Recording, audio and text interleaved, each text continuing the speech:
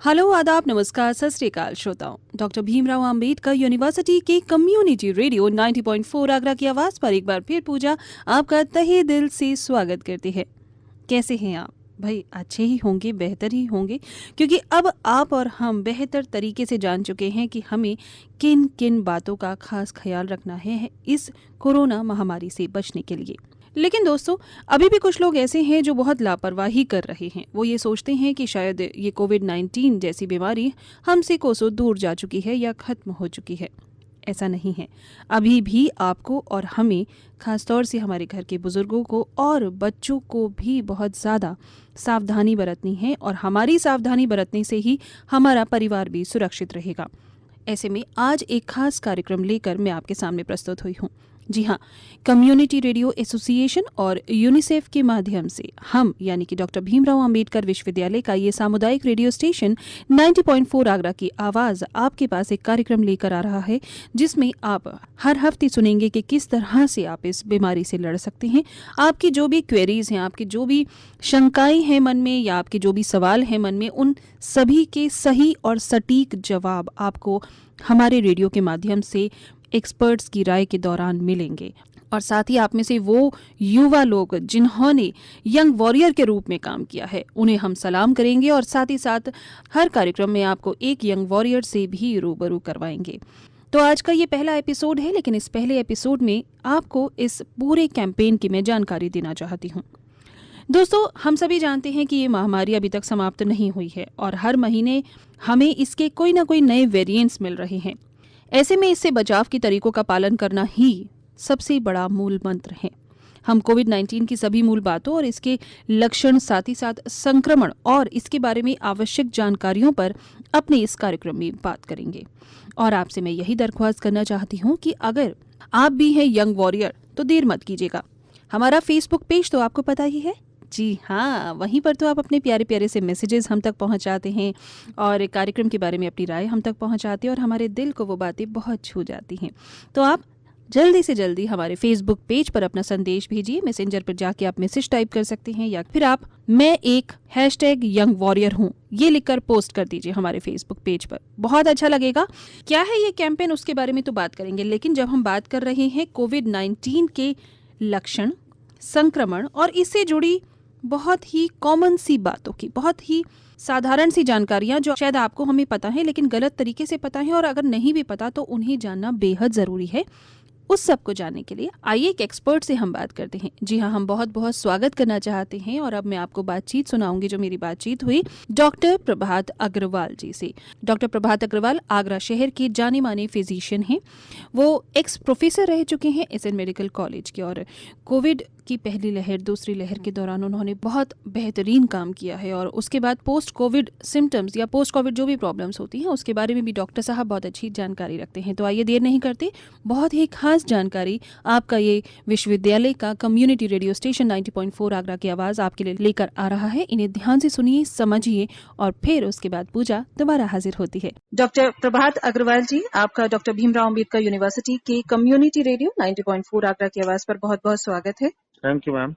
आप हैं शहर के जाने माने फिजिशियन, और आपके बारे में ज्यादा जानने के लिए हम चाहते हैं कि आप ही हमारे श्रोताओं को कुछ अपने बारे में बताएं। डॉक्टर साहब जी, मेरा नाम डॉक्टर प्रभात अग्रवाल है। मैं फिजिशियन एंड डायबिटोलॉजिस्ट हूँ। मैं इससे पहले एसएन मेडिकल कॉलेज में मेडिसिन विभाग में प्रोफेसर रहा हूँ, और मैं बेसिकली डायबिटीज एंड थायराइड की प्रैक्टिस करता हूँ। और कोविड की फर्स्ट लहर में मैंने एसएन में काफी मेरा अनुभव रहा है, पेशेंट्स के ट्रीटमेंट में, मैनेजमेंट में, और पोस्ट कोविड फॉलोअप में भी मैंने एक अच्छा महत्वपूर्ण रोल प्ले करा है। इसके अलावा मेरे कई सारे नेशनल इंटरनेशनल पब्लिकेशंस हैं, और मैं काफी रिसर्च शोध में भी। इसके अलावा मैंने स्पुतनिक वैक्सीन का मैं प्रिंसिपल इन्वेस्टिगेटर रहा हूँ।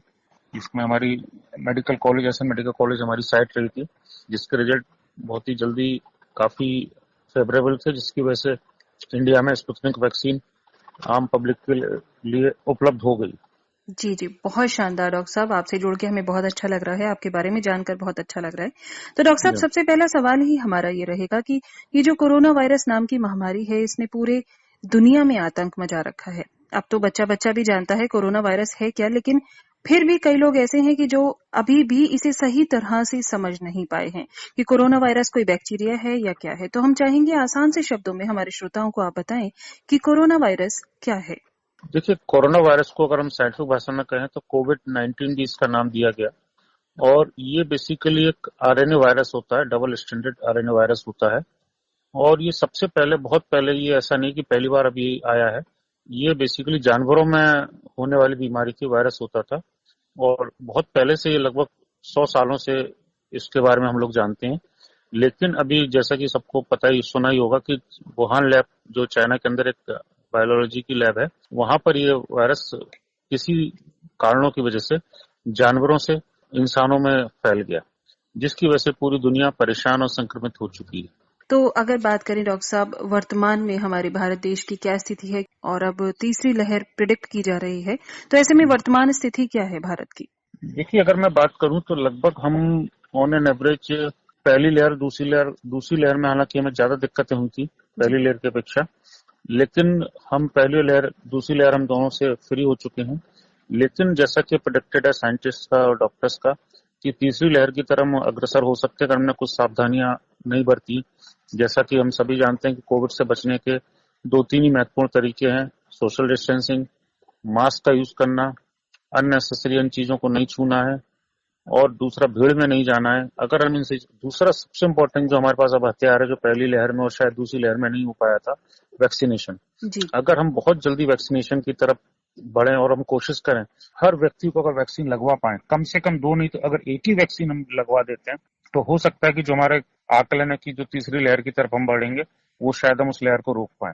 ये बहुत ही इंपॉर्टेंट होगा अगर हम वैक्सीनेशन ड्राइव को प्रमोट करें, वैक्सीनेशन करवाएं। अगर किसी व्यक्ति से, मेरी जो हम लोग को सुन रहे हैं एफएम के माध्यम से, अगर कोई व्यक्ति 10 लोगों को भी वैक्सीन के लिए तैयार कर पाता है या वैक्सीन में मदद करता है, अगर किसी व्यक्ति, जैसा कि जानते हैं कि इसमें कई बार टेक्नोलॉजी की सपोर्ट की जरूरत होती है, अगर उसमें किसी तरह से कोई व्यक्ति 10-12 लोगों को वैक्सीनेशन लगवा पाता है, तो मैं कहूंगा बहुत बड़ी, वो मानव सेवा का बहुत बड़ा योगदान दे रहा है। और ये, इसको मैं भगवान की सेवा के बराबरी मानता हूँ, कोई व्यक्ति 10 लोगों को वैक्सीन लगवाएगा तो। जी जी, और हमारा भी उद्देश्य यही है कि अब युवा आगे बढ़कर आए और वो यंग वॉरियर के रूप में काम करे और जल्द से जल्द हमारा पूरा देश ही नहीं, पूरी दुनिया इस कोरोना वायरस से मुक्ति पाए। डॉक्टर साहब, बहुत सामान्य से जो लक्षण हैं इस कोरोना वायरस के, आज भी कई जी बार लोग समझ नहीं पाते कि वायरल है या कोई और प्रॉब्लम है। तो जी बहुत सामान्य से वो क्या लक्षण है कोरोना वायरस के, जिनसे हमें सचेत हो जाना चाहिए कि कहीं कोई दिक्कत है और हमें तुरंत टेस्टिंग की ओर जाना चाहिए? देखिए, बुखार, नाक बहना, खांसी। पहले कहा जाता था कि नॉन प्रोडक्टिव कफ, यानी कि जिसमें कफ बलगम ना आए। लेकिन अब जो दूसरी लहर के बाद हमने देखा कि ऐसी खांसी भी देखने को मिली जिसमें बलगम आ रहा था। हेडेक, सिर में दर्द। इसके अलावा कुछ पर्टिकुलर बड़े स्पेसिफिक से, पिक्यूलियर से इसके सिम्टम्स होते हैं, जैसे कि एनोस्मिया, सूंघने की शक्ति चली जाना, डिस्ग्रेसिया, लॉस ऑफ टेस्ट, जिसमें स्वाद किसी चीज में खाने में नहीं आता है, या कई बार पूरे शरीर में टूटापन सा रहता है, माइल्जिया को कह सकते हैं। या कुछ बच्चों में या कुछ लोगों में देखा गया कि दस्त, एक्यूट गैस्ट्रोएंटेरिटिस, डायरिया भी देखने को मिला। कई लोगों में जॉइंट्स पेन भी 1-2 लोगों में देखने को मिले। और ऐसा नहीं है कि ये क्लासिकल सिम्टम्स हैं, इसके अलावा कई बार बड़े रेयर सिम्टम्स भी देखने को हम लोगों को मिले। जी, बिल्कुल, बिल्कुल। ऐसे में अगर हम लैम्डा या डेल्टा प्लस वेरिएंट की बात करें डॉक्टर साहब, तो क्या आप कहना चाहेंगे? देखिए, सबसे पहले इस समय जो मैं सबसे बड़ा खतरा है, जिसको मैं कहूंगा यूएस में या बाकी इंडोनेशिया में या पूरे यूके में जो तीसरी लहर की तरफ जो प्रॉब्लम आ रही है, जिस समय जो एकदम से हम देख रहे हैं वैक्सीनेशन के बावजूद भी केसेस बढ़ रहे हैं, ये सब डेल्टा प्लस की वजह से है। डेल्टा प्लस को अगर बिल्कुल आम भाषा में समझूं तो जो यूके में पहले अल्फा स्ट्रेन जो आया था, वो नॉर्मल जो वुहान लैब का जो ओरिजिनल वायरस था, उससे वो लगभग 50% ज्यादा इन्फेक्टिव और खराब वायरस था। ये अल्फा वायरस से भी लगभग 200% ज्यादा खराब है डेल्टा प्लस। डेल्टा प्लस, देखिए, वायरस जो होता है, इसकी प्रॉपर्टी होती है कि जब भी इसको लगता है कि इसको मारने के लिए कोई दवाई या कोई बॉडी इम्यूनिटी सिस्टम डेवलप कर रही है, चेंज कर रही है, तो एस्केप फिनोमेना होता है वायरस का। फौरन उससे बचने के लिए वो अपना स्वरूप बदल देता है, अपने अंदर चेंजेस कर देता है, जेनेटिक म्यूटेशंस कर देता है। तो उसी की मेहरबानी से डेल्टा प्लस आएगा। और ये ऐसा नहीं कि इसी वायरस के साथ है, हर वायरस के साथ होता है। जो नॉर्मली सीजनल फ्लू जिसको हम कहते हैं, जी। वो उसका भी हर साल एक नया टीका आता है, क्योंकि अपने रूप में चेंज कर देता है। कई बार ये चेंजेस खतरनाक होते हैं, कई बार चेंजेस खतरनाक नहीं होते हैं। अगर हम डेल्टा प्लस की बात करें तो ये वायरस ओरिजिनल वायरस से काफी खतरनाक है। इसकी ट्रांसमिटेबिलिटी भी बहुत है, यानी कि एक मरीज को अगर हो जाता है तो वो अल्फा वायरस के कंपेयर में या पुराने वुहान लैब के वायरस के कंपेयर में बहुत फास्ट लोगों को इन्फेक्ट करेगा। दूसरा, इसके अंदर जो दवाइयां कॉकटेलिज्म एंटीबॉडीज कहते हैं उनकी भी थोड़ा सा असर कम होता है। तीसरा जो इसका इम्पोर्टेंट काम है कि ये लंग रिसेप्टर्स पर बहुत अच्छे से जाकर चिपक जाता है, जिससे लंग के सिम्टम्स ज्यादा होते हैं। और ब्लैक फंगस क्या इसी से रिलेट करता है डॉक्टर साहब? देखिए, अभी हम लोगों ने दूसरी लहर के बाद बहुत सारे म्यूकरमाइकोसिस या ब्लैक फंगस जिसको कहा जाता है देखने को मिले। इसके लिए कई सारे महत्वपूर्ण कारण जिम्मेदार हैं, जिसमें सबसे इम्पोर्टेंट है हाइपरग्लाइसीमिया यानी शुगर बढ़ना।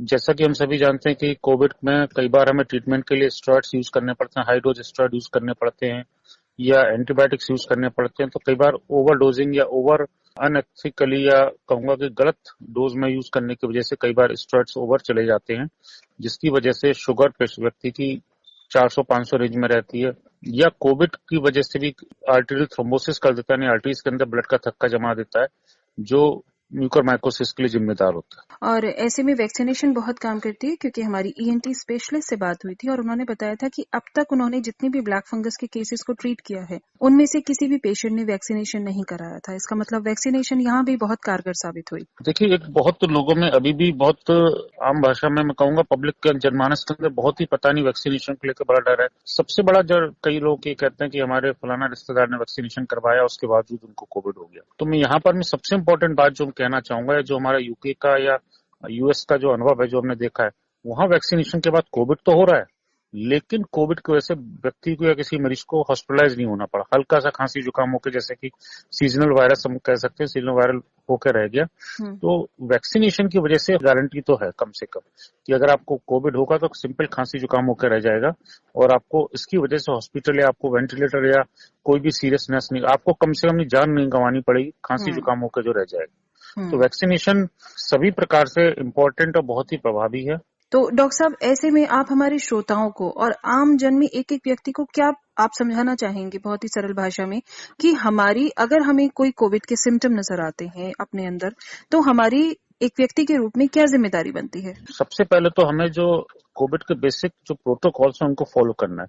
जैसा कि हमने देखा कि अभी दूसरी लहर के बाद और पहली लहर के बाद भी हमने देखा कि पब्लिक या लोग इस तरह एकदम से भागे जैसे इनको कहीं दबा के रखा गया था, जेल से भागे। अभी हमने बहुत सारी सोशल मीडिया पिक्चर देखी, खुद माननीय प्रधानमंत्री जी ने इस बात को ट्वीट करा कि लोग एकदम से हिल स्टेशन की तरफ भागने लगे हैं, मंदिरों में एकदम से भीड़ बढ़ गई है। तो प्लीज इस तरह की हरकतें ना करें, ये हमारे लिए बहुत जानलेवा होगी। और तीसरी लहर हम रोक सकते हैं, जैसा कि मैंने कहा, बशर्ते हम एप्रोप्रिएट बिहेवियर उसको फॉलो करें, भीड़ वाली जगह जाने से बचें और लोगों को समझाएं और मास्क पहनने में मदद करें। एकदम से हम देखने को मिल रहा है कि लोगों ने एकदम मास्क छोड़ दिया है, प्लीज ऐसा ना करें। मास्क और वैक्सीनेशन यही दो चीजें हैं जो हम कोविड की तीसरी लहर, और आगे ऐसा नहीं तीसरी लहर अंतिम लहर होगी, अगर हमने इस तरह की हरकतें नहीं छोड़ी तो तीसरी, चौथी, पांचवी, छठी, लगभग 10 साल 20 साल तक हो सकता है हमें कोविड देखने को मिले। तो अगर हमें कोविड को जड़ से खत्म करना है, अपनी अर्थव्यवस्था को वापस पटरी पर लाना है, तो हमें इस तरह की चीजों को छोड़ना होगा। जो कोविड बिहेवियर है उसको फॉलो करिए, और सबसे इंपॉर्टेंट चीज, जैसे कि मैं पहले भी कहा, प्लीज प्लीज प्लीज वैक्सीनेशन के लिए लोगों को मोटिवेट करें, उनकी मदद करें, वैक्सीनेशन लगवाएं।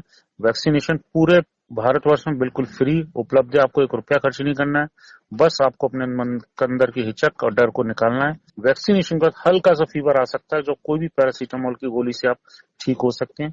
वैक्सीनेशन लगाने के बाद इस बात की गारंटी है कि आपको कम से कम डेथ या आपको हॉस्पिटल नहीं जाना पड़ेगा। तो डॉक्टर साहब, अगर किसी व्यक्ति को कोविड-19 हो जाता है तो वो और लोगों को कैसे संक्रमित कर सकता है? ये इन्फेक्शन कैसे आगे बढ़ता है, कैसे फैलता है? इसका जो सबसे ट्रांसमिशन का जो रूट हमने देखा है वो एरोसोल्स जनरेटेड है। मतलब कि जैसे अगर किसी व्यक्ति को कोविड हो जाता है, वो अगर किसी दूसरे व्यक्ति के सामने अगर छींकता है या खांसता है, या उसके छींक और थूक से संक्रमित कोई वस्तु को दूसरा व्यक्ति अगर किसी प्रकार अपने मुंह या नाक तक ले जाता है उस एरोसोल्स को, तो वो संक्रमित हो सकता है। इसीलिए अगर जैसे ही किसी व्यक्ति को लगता है कि जैसे कि उसको खांसी जुकाम में बुखार या सस्पेक्टेड कोविड हो सकता है या हुआ है, तो फौरन वो अपने आप को आइसोलेट कर ले, अलग हो जाए।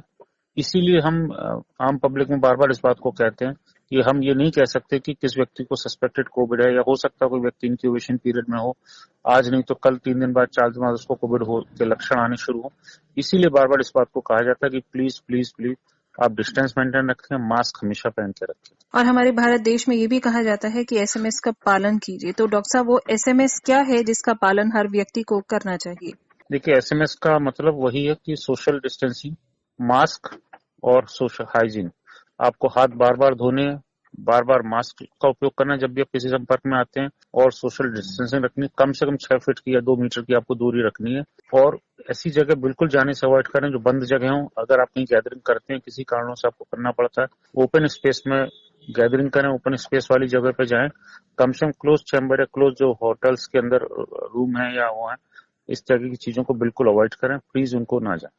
और हाथ भी 20 सेकंड से कम न धोएं। 20 सेकंड तक लगातार अच्छे से हाथ जी धोने ही धोने हैं। हाँ, एक दूसरी बात मैं इस जगह और कहना चाहूंगा कि ऐसा नहीं है कि सैनिटाइजर से ही हम, कई लोगों के पास उपलब्ध नहीं है सैनिटाइजर या आर्थिक समस्या की वजह से। जी तो जी। अगर आपका सिंपल पानी है और आप साबुन है, कोई भी साबुन है, ऐसा नहीं पर्टिकुलर कोई साबुन, कोई भी साबुन है, सर्फ आप लेके हाथ धोते हैं, और अगर कुछ नहीं मिलता है, अगर 20-25 सेकंड तक रगड़ के अपने हाथ धो लेंगे, तो अभी कोविड वायरस है, कोविड के अलावा बहुत सारे वायरस बैक्टीरिया से आप मुक्ति पा जाएंगे। डॉक्टर साहब, अंत में मैं चाहूंगी आपसे ये जानना कि आपने कोविड की पहली लहर को देखा है, आपने उसमें बहुत सारे पेशेंट्स को ट्रीट किया है, और जब ये दूसरी लहर आई तो डेफिनेटली आप एसएन मेडिकल कॉलेज में रहे, और वो कोविड हॉस्पिटल है, बहुत से पेशेंट्स वहां आए, और आप सब लोगों ने भी बहुत सफर किया है, बहुत सारे चैलेंजेस आप लोगों के सामने भी आए, तो क्या आपका एक्सपीरियंस रहा उस दौरान? देखिए, पहली लहर में हम लोगों के पास कोई भी, खुद के पास भी बहुत सेल्फ गार्ड्स नहीं थे। हम लोग का वैक्सीनेशन नहीं हुआ था उस समय तक, हमें ये भी नहीं पता था कि वैक्सीनेशन आ पाएगा, सफल आ पाएगा, क्योंकि उसमें ट्रायल्स चल रहे थे, फर्स्ट लहर हम लोग फेस कर रहे थे। बहुत डर था, बहुत ज्यादा कोविड के बारे में हम नहीं जानते थे, वर्ल्ड में कोई लिटरेचर नहीं था, तो बहुत तरह की बातें, रोज नया डाटा आते थे, रोज नई चेंजेस हो जाते थे। सेकंड लेयर तक आते आते, हालांकि सेकंड लेयर की इन्फेक्टिविटी बहुत बड़ी, खतरा बहुत बड़ा, बहुत ज्यादा लोग इन्फेक्ट करा, लेकिन सेकंड लेयर में थोड़ा सा हम लोग का कॉन्फिडेंस ये था कि हम सभी लोग, कम से कम हेल्थ वर्कर्स, वैक्सीनेटेड हो चुके थे, तो इस बात में थोड़े से कॉन्फिडेंट थे, पहली लेयर का अनुभव था। तो दूसरी लहर थोड़ा सा, अगर मैं व्यक्तिगत रूप से कहूंगा, तो काफी हम लोग के लिए उतनी चैलेंजिंग नहीं थी। फर्स्ट लहर में बहुत ज्यादा डर और चैलेंजेस हम लोग के दिमाग में थे। और स्पुतनिक वैक्सीन में भी आपका रिसर्च में काफी योगदान रहा है, कुछ उसके बारे में हमारे श्रोताओं को बताइए। स्पुतनिक वैक्सीन बेसिकली, स्पुतनिक जो रशियंस की जो रिसर्च विंग है गैमेलिया, उन्होंने इसको डेवलप करा है, और ये भारत में उपलब्ध हो चुकी है। इसकी ट्रायल्स थी जो फेज 3 और फेज 4 ट्रायल्स, वो हमने एसएम मेडिकल कॉलेज इंडिया में लगभग 40 साइट्स पे हुई थी, जहां से हमने एसएम में पार्टिसिपेट करा। मैं और मेरे कई सारे साथी इसमें इन्वेस्टिगेटर्स थे, और हमारे इसके सारे रिसर्च बड़े अच्छे आए हैं। और अनऑफिशियली मैं कह सकता हूँ कि जिन पेशेंट्स को स्पुतनिक ट्रायल में स्पुतनिक वैक्सीन लगा था, उनमें से किसी को भी, कम से कम आगरा के बारे में कह सकता हूँ कि उनमें किसी को भी इन्फेक्शन नहीं हुआ। और दूसरा, ये वैक्सीन में 2 डोज है, पहली डोज और दूसरी डोज के अंतर में 3 वीक से 21 दिन का गैप रखना है। बहुत जल्दी ये हो सकता है अगले 2 या 3 हफ्ते में आगरा में भी उपलब्ध हो जाएगी। जो लोग वैक्सीनेशन स्पेशली स्पुतनिक का कराना चाहते हैं, उनके लिए बहुत अच्छी सुविधा आगरा में होने वाली है। तो ये डॉक्टर साहब पेड वैक्सीन है या फ्री है सभी के लिए? ये पेड वैक्सीन है। तो चलते चलते डॉक्टर साहब, आपसे हम ये जानना चाहेंगे कि आप हमारे रेडियो के माध्यम से, जो कि विश्वविद्यालय का अपना सामुदायिक रेडियो स्टेशन है, इसके माध्यम से सभी श्रोताओं को क्या संदेश देना चाहते हैं? मैं बार बार सभी लोगों से कहूंगा, प्लीज गो फॉर वैक्सीनेशन। अगर आपने अभी तक वैक्सीनेशन नहीं कराया है, कम से कम आपकी जिम्मेदारी ये बनती है कि आपके घर में जो लोग हैं, आपके पेरेंट्स या आपके सिबलिंग्स, आपके भाई बहन, आपके स्पाउस, आपके चाचा ताऊ, रिश्तेदार, सबको वैक्सीनेशन के लिए मोटिवेट करें, वैक्सीनेशन करवाएं। और अगर आपने नहीं कराया है, तो आप दूसरों को मोटिवेट नहीं कर पाएंगे, तो सबसे पहले खुद वैक्सीनेशन कराएं। इसके अलावा सबसे इम्पोर्टेंट जिम्मेदारी हमारी ये है कि हमारे यहाँ जो हेल्थ वर्कर्स हैं, हमारे हेल्पर्स हैं, लाइक हमारे ड्राइवर हैं, घर पे हमारे यहाँ जो काम करने वाली महिलाएं हैं, आया हैं, हमारे बच्चों की ड्राइवर्स हैं, और जो भी हमारे धोबी, इस तरह के जो लोग हमारी मदद करते हैं सोसाइटी में, उनको, रिक्शे वाले हैं, सब्जी लेने वाले हैं, इन सबको हम वैक्सीनेशन के लिए मोटिवेट करें। और अगर हम उनको साथ ले जाकर वैक्सीनेशन करा पाए, तो हमारे लिए बहुत बड़ी ये उपलब्धि होगी, और बहुत जल्दी हो सकता है कि तीसरी लहर या चौथी लहर का कभी सामना ही न करना पड़े। बिल्कुल। अब बच्चों को आप क्या मैसेज देना चाहेंगे? मैं बच्चों से कहूंगा, मैं बल्कि अगर मैं हम स्टडी हमने एक इस पे भी करी कि बच्चों और बड़ों के पैटर्न में डिफरेंस क्या रहा, तो मैं इस बात की बड़ी अच्छे से कहना चाहूंगा कि बच्चों ने, छोटे छोटे बच्चे, इवन 4 साल 5 साल के बच्चों ने भी मास्क अगर उनको पहना दिया गया, उन्होंने नहीं उतारा, और उनकी आदत बन गई कि वो जब भी बाहर घर से निकलते थे, वही बड़ों को टोकते थे कि आपने पापा मास्क नहीं लगवाया। तो बच्चे बहुत ही एक इम्पोर्टेंट मैसेंजर फैमिली में और सोसाइटी में होते हैं, क्योंकि बच्चे को अगर आप जो बात बचपन में पढ़ा दें, उनको लाइफ टाइम उस कंसेप्ट को, डिसिप्लिन को फॉलो करते हैं। तो बच्चे बहुत इंपॉर्टेंट है हमारे लिए। और बच्चे, कई बार मैंने देखा है कि हमारे पास भी आते हैं कि बच्चे अपने पेरेंट्स को डांटते हैं कि अंकल आपका ये लोग, पापा मास्क नहीं लगाते हैं, ऑफिस जाते हैं, काम पे जाते हैं। बच्चों की वैक्सीनेशन अभी जैसा कि हेल्थ मिनिस्टर साहब ने संसद में कहा कि वैक्सीनेशन हो सकता है बच्चों का, रिसर्च चल रही है, ट्रायल्स चल रही है, अगस्त के दूसरे तीसरे हफ्ते में हो सकता है बच्चों के लिए भी वैक्सीनेशन आ जाए। और बच्चे ही हमें सही सीख देते हैं, तभी कहा जाता है child is the father of man. Definitely. Doctor Prabhat Agrawal ji, आप हैं शहर के जाने माने फिजिशियन। डॉक्टर साहब, आपने अपना इतना कीमती समय हमारे रेडियो पर दिया, इतनी महत्वपूर्ण जानकारी हमारे साथ साझा की है। Thank you so much for being with us. Thank you Pooja ji. तो श्रोताओं, आपको पता चल ही गया कि कोविड-19 बीमारी के क्या लक्षण हैं, क्या सावधानियां हमें बरतनी चाहिए और साथ ही साथ क्या महत्वपूर्ण जानकारी इससे जुड़ी हुई है। डॉक्टर प्रभात अग्रवाल जी का हम तहे दिल से धन्यवाद करना चाहते हैं, जिन्होंने हमारे रेडियो के साथ जुड़कर जन जन तक अपनी बात पहुंचाई, बिल्कुल सटीक जानकारी पहुंचाई है। और माय डियर फ्रेंड्स, ये बात का हमें पूरा ध्यान रखना चाहिए, हमें पूरी कोशिश करनी चाहिए कि किसी भी स्थिति में हम अपने हाथों से, आज के समय पर भी अभी भी कोरोना वायरस है, आज के समय में भी हम हाथों से अपने आँख, नाक और मुंह को ना छुएं, खासतौर से जब हम बाहर हों, क्योंकि इससे संक्रमण फैल सकता है। जब भी हमें खांसी आए या छींक आए तो अपनी नाक और मुंह को कागज़ के टिश्यू से या फिर कोहनी से हमें ढक लेना चाहिए, जिससे कि जो ड्रॉपलेट्स हैं, जो धूप की बूंदें निकलती हैं खांसने या छींकने पर, उसी से कोरोना वायरस का संक्रमण फैलता है, तो वो ना फैले। अगर आपको सांस लेने में समस्या महसूस होती है या फिर हल्का सा तेज बुखार महसूस होता है तो तुरंत आपको डॉक्टर से सलाह लेना बहुत ज़रूरी है। इन चीज़ों का ध्यान रखिएगा। और जैसा मैंने कहा कि हाथों को बार बार आप सैनिटाइज कीजिए, इसीलिए कहा जाता है कि आप बार बार अपने आँख, नाक और मुंह को अपने हाथों से ना छुएं, खासतौर से जब बाहर हैं। और अगर आपके पास सैनिटाइजर है तो बहुत अच्छा, और अगर आप घर पर हैं तो आप साफ पानी और साबुन से लगातार अपने हाथों को 20 सेकंड तक रगड़ कर अच्छे से धोइए। इन बातों का बहुत बहुत हमें ध्यान रखना है। और हाँ, मास्क, उसको हम कैसे भूल सकते हैं। जब भी आप बाहर जाएं, साफ सुथरा मास्क ज़रूर इस्तेमाल करें, और मास्क को पहनने का जो सही तरीका है उसको भी हमें फॉलो करना है। कई लोग नाक से नीचे अपने मास्क को रखते हैं या ठुड्डी पर रखते हैं, और पब्लिक प्लेस पर बिना मास्क के भी कई लोग जाते हैं, तो प्लीज़ ऐसी लापरवाही ना करें, सरकार को भी इसीलिए चालान काटने पड़ते हैं। और दोस्तों देखिए, बाहर तो सभी को जाना पड़ता है, किसी न किसी काम से जाना पड़ता है, रोजमर्रा के इतने काम रहते हैं, लेकिन जब भी आप बाहर जाएं तो भीड़ भाड़ वाले इलाके में ना जाएं, जैसे कि बाजार, मॉल या सिनेमा हॉल, जो कि बंद स्थान है, वहां पर आप जाने से बचें, क्योंकि ऐसे बंद जगह पर कोई बड़ी गैदरिंग हो रही है, कोई बड़ा समारोह हो रहा है और एक बंद हॉल में या कमरे में है, तो ऐसी जगह पर संक्रमण के फैलने की दर और संभावना बहुत ज़्यादा बढ़ जाती है। तो ऐसे में जहाँ तक संभव हो हमें यात्रा नहीं करनी चाहिए, हमें इस तरह से कार्यक्रमों में भाग नहीं लेना चाहिए, ज़्यादा भीड़ नहीं लगानी चाहिए, और जब भी बाहर जाएं मास्क का तो ज़रूर उपयोग करना चाहिए। कोई कार्यक्रम अगर आपको करना है या कोई गैदरिंग अगर आपको करनी है, समूह इकट्ठा भी करना है, तो लिमिटेड लोगों को इकट्ठा कीजिए, और वो भी कोशिश कीजिए खुले मैदान में या खुली जगह पर, जहाँ पर हवा का आना जाना रहे, ऐसी जगह पर करिए जिससे कि कोरोना वायरस का संक्रमण ना फैल पाए। माय डियर फ्रेंड्स, अगर हम इन बातों का पूरी तरह से ध्यान रखेंगे और सरकार के निर्देशों का पूरी तरह से पालन करेंगे तो कोविड से चल रहे इस युद्ध को आप और हम बहुत जल्द एक साथ मिलकर जीत सकेंगे, क्योंकि हम सभी ये जानते हैं कि इस लड़ाई की पहली और दूसरी लहर कितनी खतरनाक थी। हमने अपने कितने लोगों को खोया है और कहीं ना कहीं वहाँ लापरवाही भी रही, तो अब ये लापरवाही नहीं करनी है, और सतर्क रहने के साथ हमें दूसरों को भी जानकारी ज़रूर देनी होगी, और जानकारी के साथ साथ उन्हें फोर्स भी करना होगा कि नहीं, वैक्सीनेशन कराइए।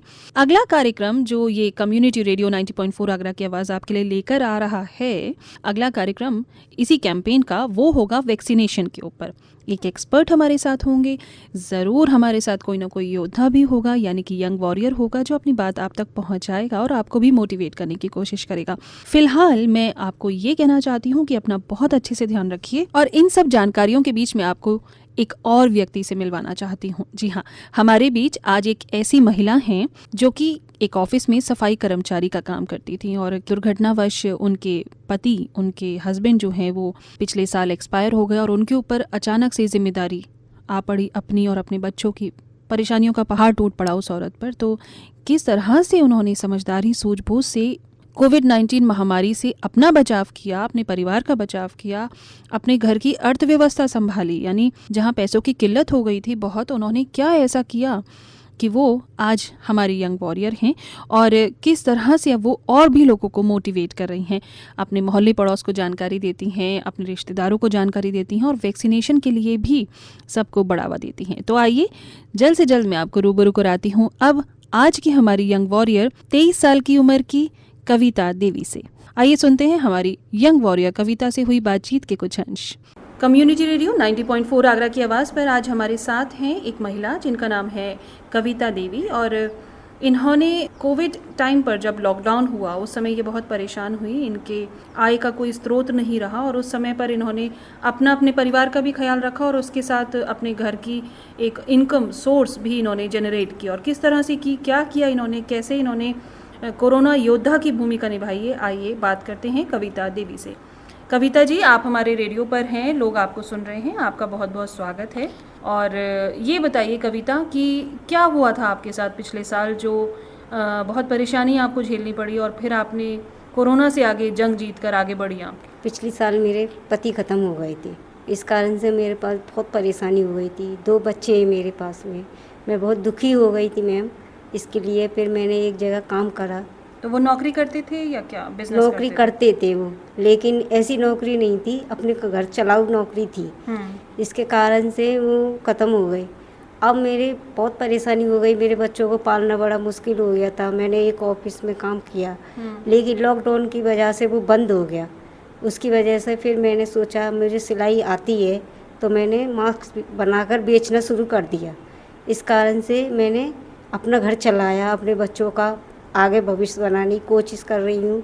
अब ऑफिस खुल चुका है तो इसके लिए मैं उसमें ही काम पर लग गई हूँ दोबारा।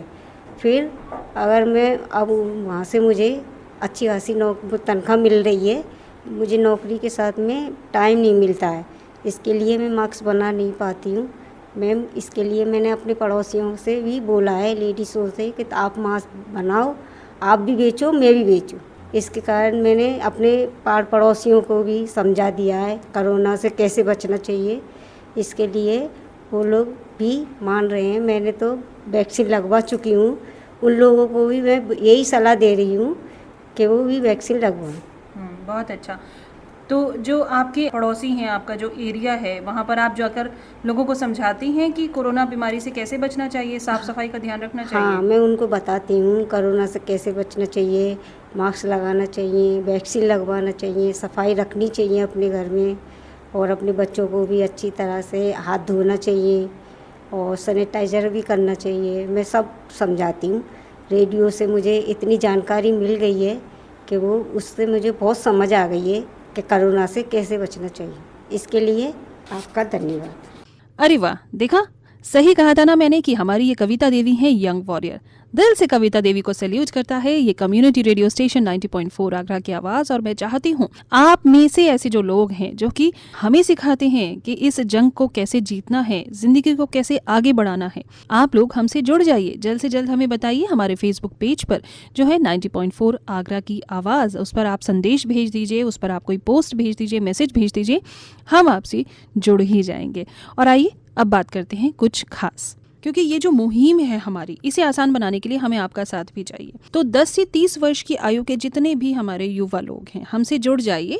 अपनी बात हमारे फेसबुक पेज के जरिए जो है 90.4 आगरा की आवाज़ हमारा फेसबुक पेज है, और आजकल तो फेसबुक सभी एक्सेस करते हैं बहुत आसानी से।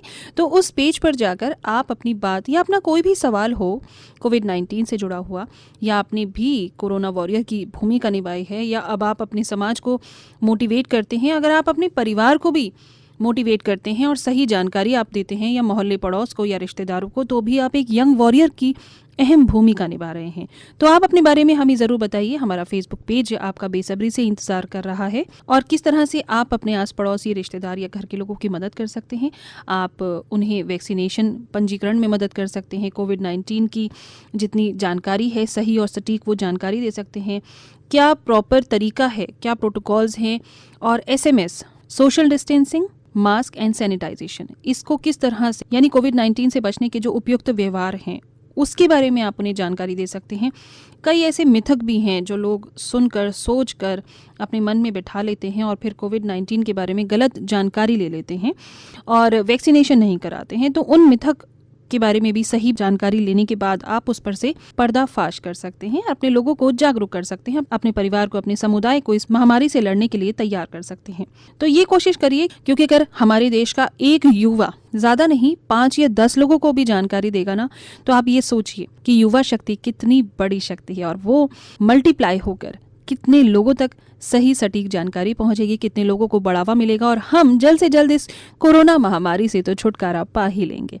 आपका प्रयास हमारा प्रयास मिलकर बहुत ऊंचा जाएगा और यही कोशिश है इस कैंपेन की जो लेकर आए हैं डॉक्टर भीमराव अंबेडकर यूनिवर्सिटी का ये कम्युनिटी रेडियो स्टेशन 90.4 आगरा की आवाज़। किसके सौजन्य से? जी हाँ, यूनिसेफ और कम्युनिटी रेडियो एसोसिएशन के सौजन्य से। तो होगी आपसे फिर मुलाकात, होंगी फिर ढेर सारी बातें। अगले एपिसोड में क्या होगा वो मैंने आपको बता ही दिया, उसे सुनना बिल्कुल मत भूलिएगा। ट्यून करके रखेगा 90.4 आगरा की आवाज़ रोजाना। और फिलहाल पूजा को दीजिए इजाज़त। Bye bye and take very good care of yours.